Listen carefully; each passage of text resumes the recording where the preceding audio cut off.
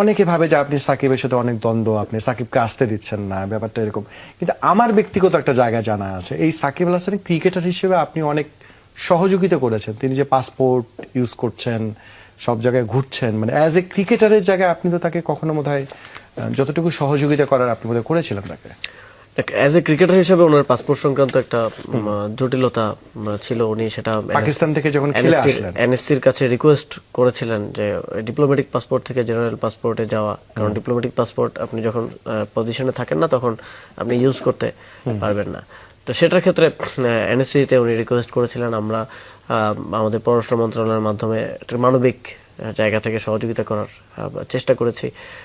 কিন্তু এখানকার যে রাজনৈতিক বাস্তবতা এবং যে অনেকগুলো মামলাও আছে আমার মনে হয় যে দুদক সহ আরো কিছু প্রতিষ্ঠানে, এই জিনিসগুলোর সাথে তো ক্রিকেটের কোনো সম্পর্ক নাই, বা এই জিনিসগুলা সলভ করার দায়িত্বটাও আসলে আমার নেয়ার সুযোগ নাই।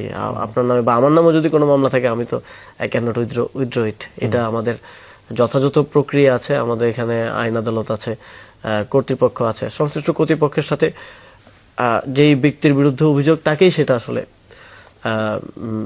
মিনিমাইজ করতে হবে, তাকেই সেটা আসলে ফেস করতে হবে। তো সেই জায়গায় তো আমাদের আসলে করার সুযোগটা কম।